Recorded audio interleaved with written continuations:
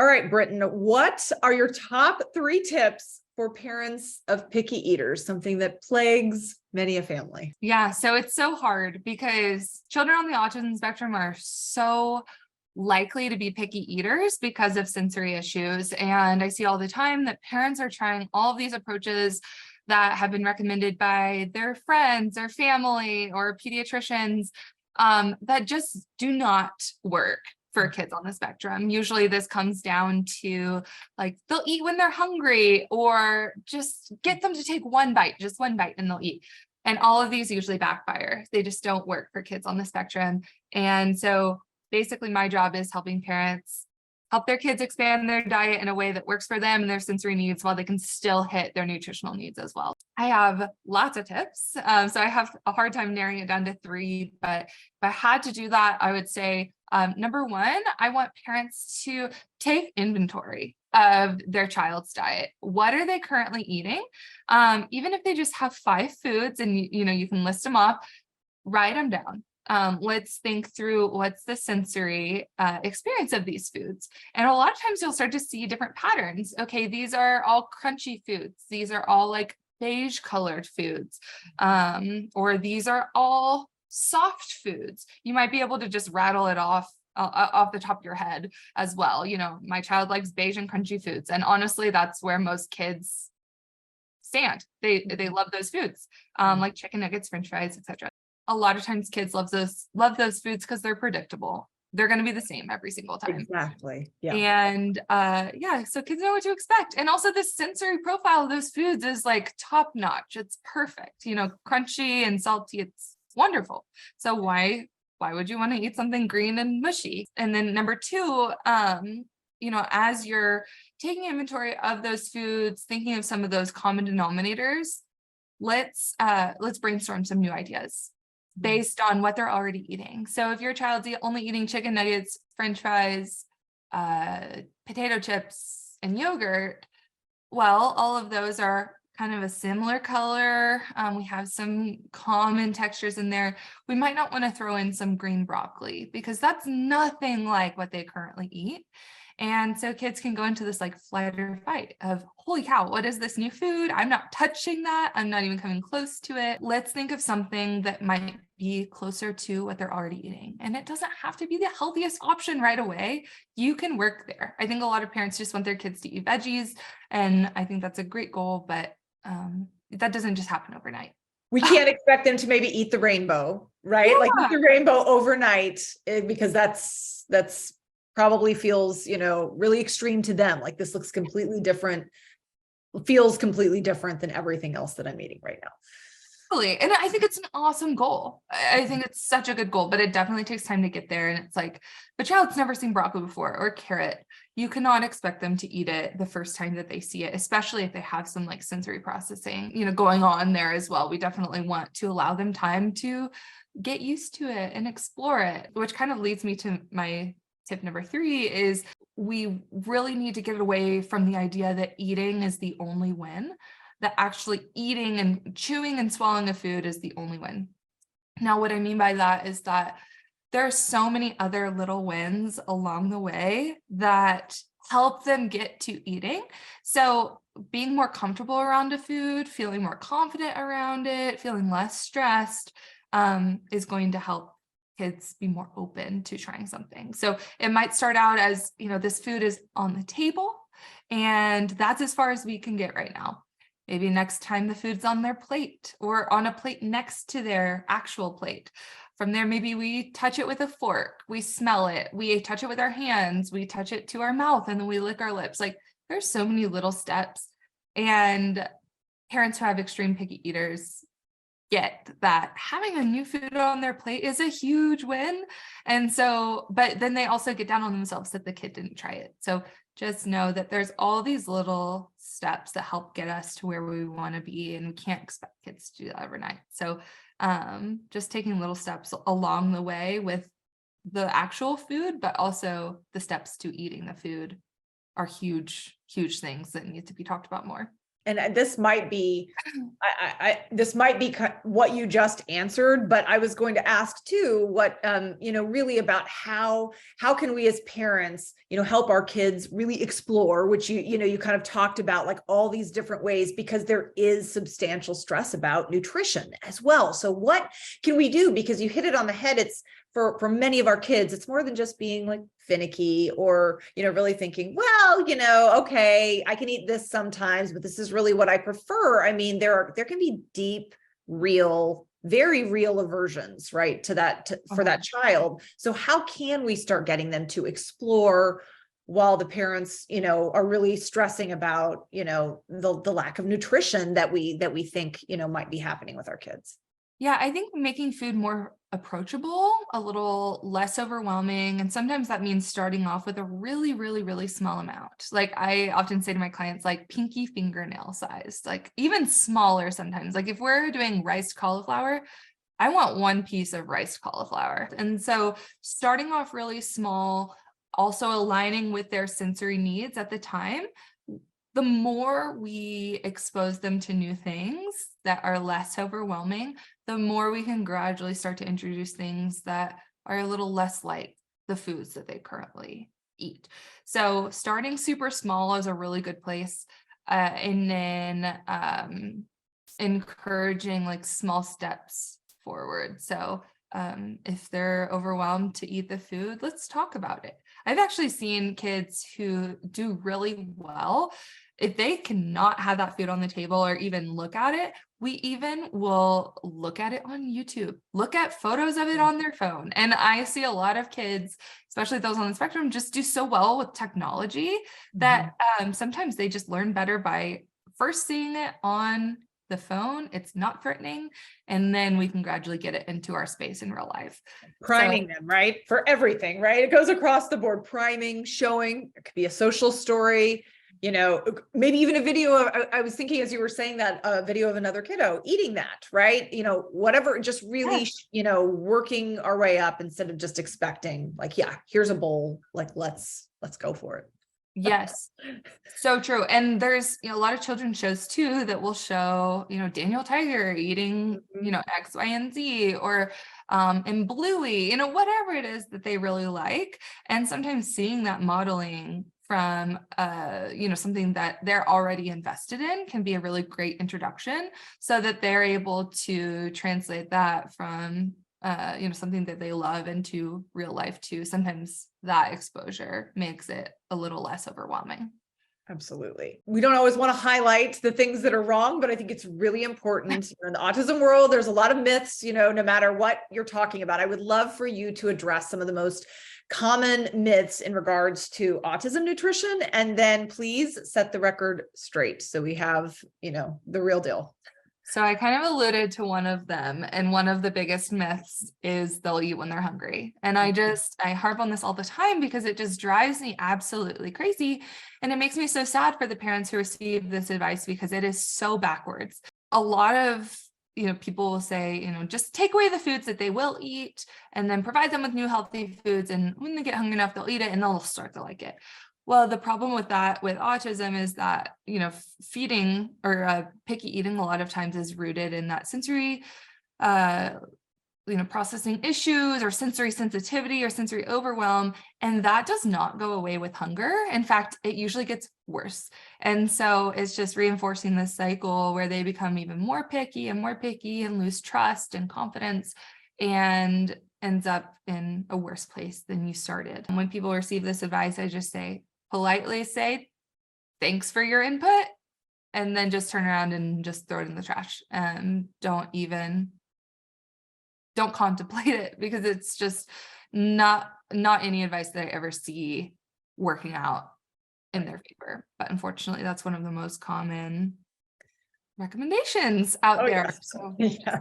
I think everyone can relate to the advice that almost feels like, I don't know, grandmother advice or something, where it's sort of like, this is what's worked for us, just try this, right? I think every parent raising a kid, with disabilities understands that sort of well-meaning advice that, might work for other children, but is, it doesn't work for our kids. There's probably a lot of parents who've, tried every single thing that people might suggest, and they're still like beating their head against a wall. So yeah. So what are some of the other big areas that you feel like are, that parents are hearing that we need to avoid? One is just take a bite. So if a child is not ready, if they are already in a sensory overwhelm, eating, I'll back up, because eating is one of our most sensory rich experiences that we have as humans. All at the same time, we smell the food, we taste it, we're feeling it, we see it, it's everything all at once. And so for a child who's already maybe in a sensory overwhelm, eating is just one of those things that quickly escalates. And so that's why children want those highly predictable foods, especially for kids on the spectrum. And so what we don't want to do is push them past their sensory threshold, because that could negatively affect your feeding journey, because they feel, oh, I've been forced to do this. I remember that it made me feel very overwhelmed, or it made me feel X, Y, and Z. Not only will I never eat that food again, I'm not going to try any new things if I'm forced to eat them. Or maybe they're like, anything that's green, I'm not going to eat anymore because it made me feel this way. So we just don't want to force kids past their sensory threshold. And that's why taking those small steps along the way can be helpful. And over time, they learn how to do that themselves too, and take those gradual steps forward. I think that's so important, because you don't want the whole of eating to become this aversive experience that maybe even those predictable foods become, an issue. So, and that can go, even beyond sensory. As an aside, my daughter has Crohn's. And so, that's one of the things, right? There's pain associated with eating. So that's a very physical symptom, right? And different than what we're talking about. But sometimes, right, it can be so strong for these children that it almost feels like, a physical aversion or pain if they're being, loaded up beyond their sensory limits, just like you're saying. And then it becomes a negative experience as a whole. It's so true. And GI issues are a great example of something that can get in the way of eating as well, whether it's Crohn's or chronic constipation, chronic diarrhea. Those are all so uncomfortable. And sometimes kids will self-limit because they don't know what's causing them the pain. And also, if I'm feeling pain in my tummy, well, I'm not going to want to be the most, diverse eater. I'm going to eat things that feel comfortable and are not going to pose a major threat. So see a lot of kids who are both really picky eaters and chronically constipated. And it's like this never-ending cycle of the picky eating causing the constipation, and then constipation causing the picky eating. And it's hard to get out of sometimes. Definitely. Were there any other myths that you wanted to cover? That not all kids on the autism spectrum have to go gluten and dairy free. That would be one thing. So I will say that gluten and dairy free can be really helpful for some kids. It's common to be sensitive to them.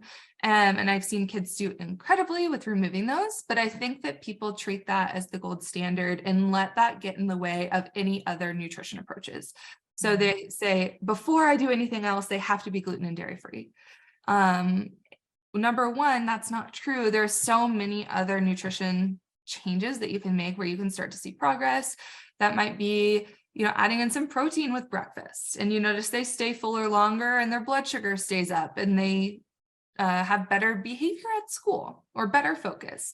That's one small thing you could do. Just for example, a complete diet overhaul, especially for a child who is already limited in the foods that they're eating, and 80% of it might be gluten and dairy.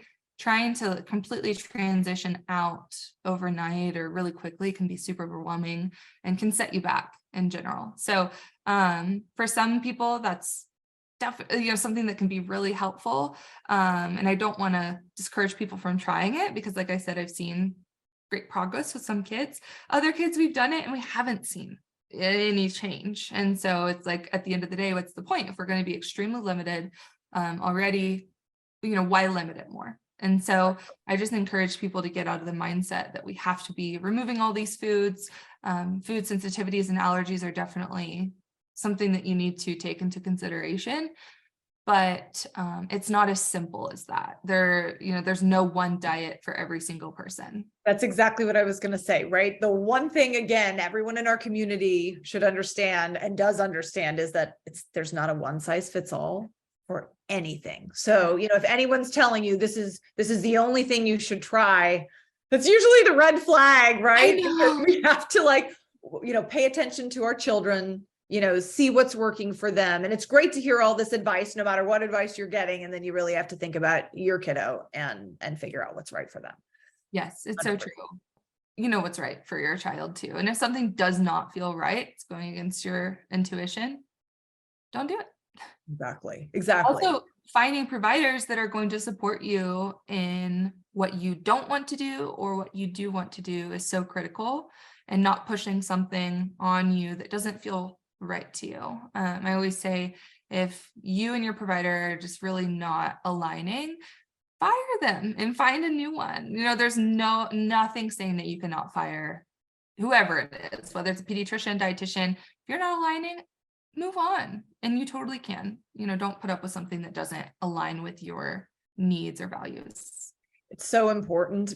I was just having a conversation about this the other day. So many parents, they're overwhelmed, and it's hard to sort of trust. It's hard to get into somebody. It's hard to, and so, frequently parents might go against their instincts, because again, it's like, we're the professionals. This is what we're telling you. Of course, we should take in everything our providers are, saying, but you're taking that in. You can get a second opinion. You can fire them. You can move on. Like, you have to, you do have to work with somebody that is working with the priorities of your family as well. And that can go in the other way, right? Like, very traditional, like, don't try any of this. That's a fad, like, and there could be value in that, but you have to, there's so much information out there. You take it all in, and then you figure out what works for your family, and talk to as many people as possible, always.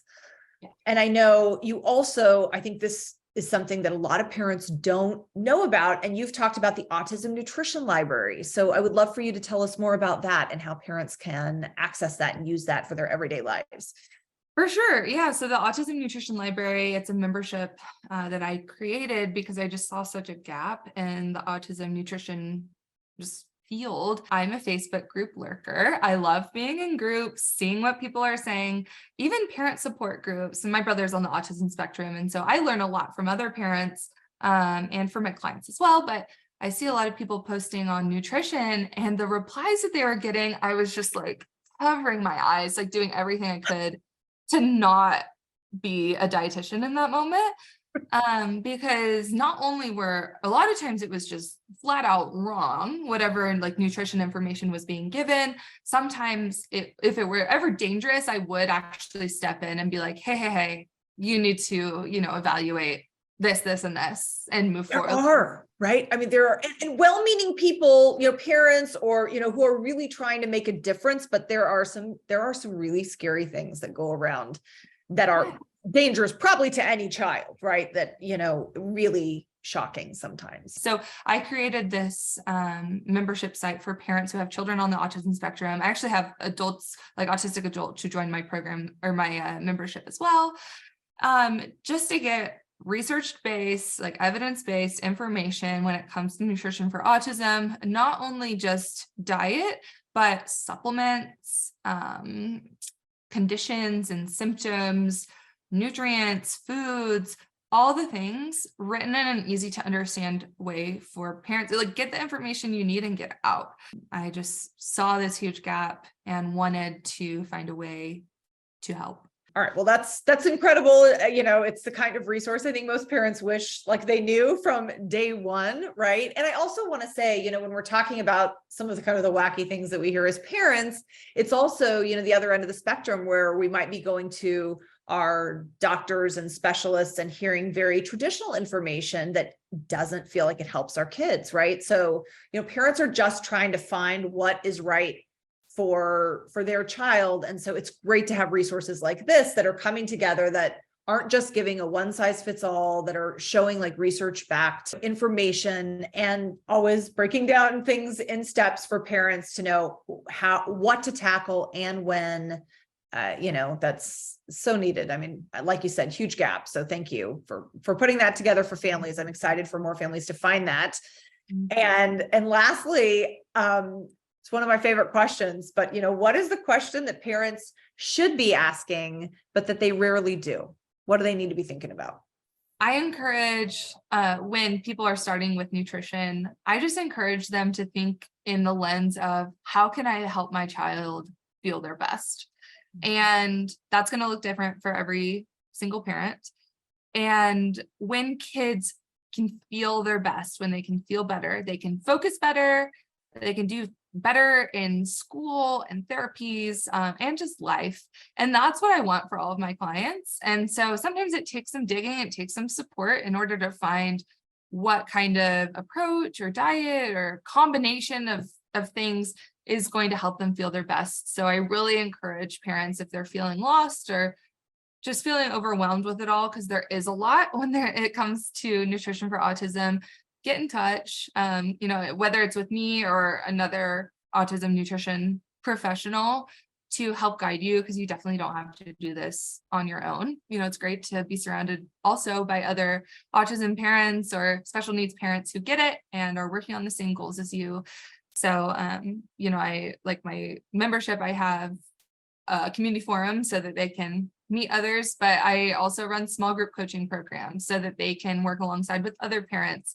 And you all have such an amazing resource as well to build community and support parents. And I just think, that's a really important piece to all of this as well. It really is, because it's scary. It's terrifying, right? Like there's a lot on parents' plates.